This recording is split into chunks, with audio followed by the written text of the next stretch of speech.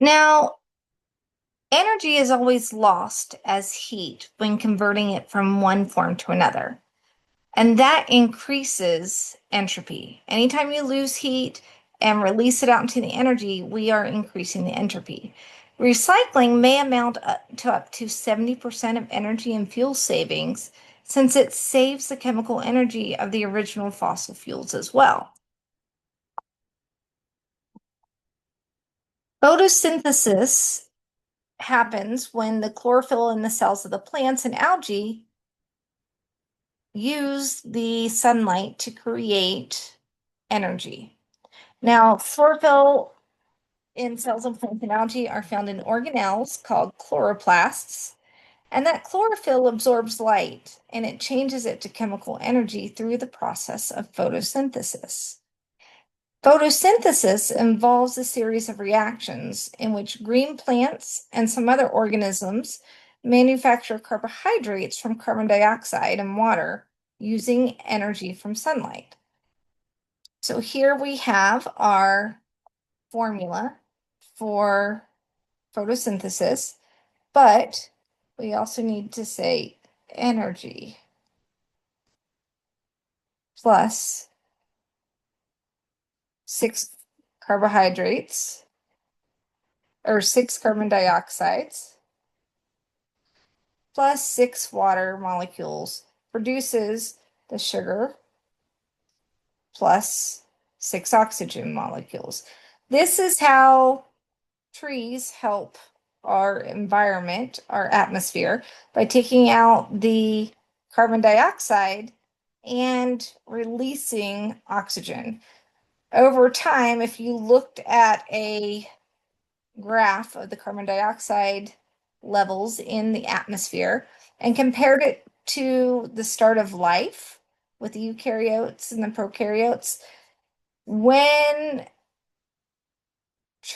whenever you had the plants that evolved that had the chlorophyll, you can see over thousands and thousands of years, millions of years, that the carbon dioxide levels decreased and the oxygen levels increased. And that allowed for other forms of life to evolve.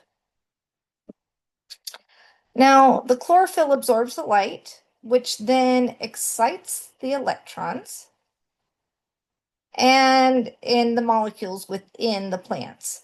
Now, these excited electrons then are released from the chlorophyll, and it transfers energy in a series of steps to eventually produce ATP, which is adenosine triphosphate, and a coenzyme known as NADPH.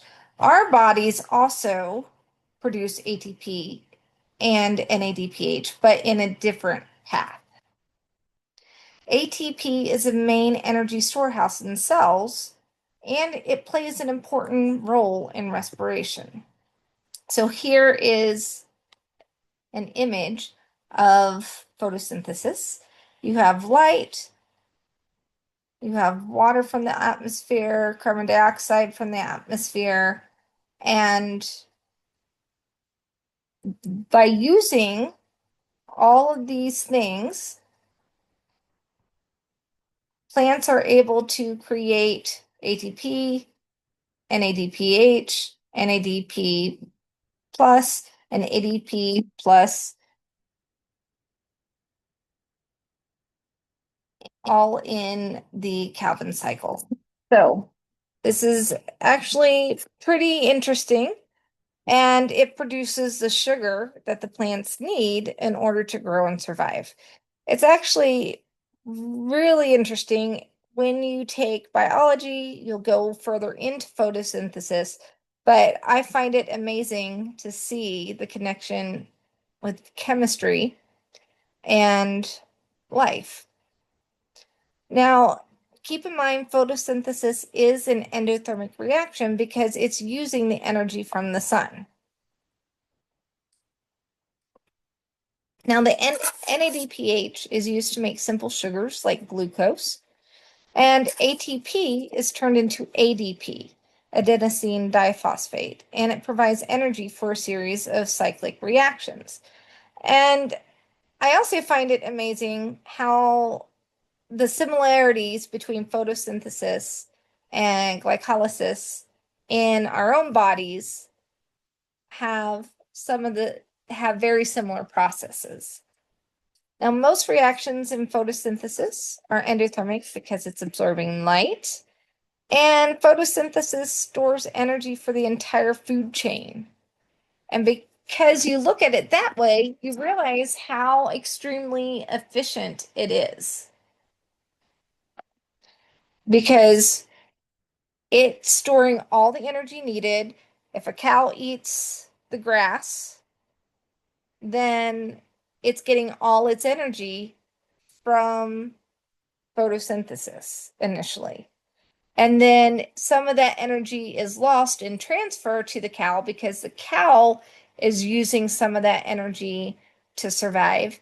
And then if we eat the cow, another energy transfer is lost as we get what we need out of the animal in order to survive. So that's it for today. I hope you guys have a great rest of your week.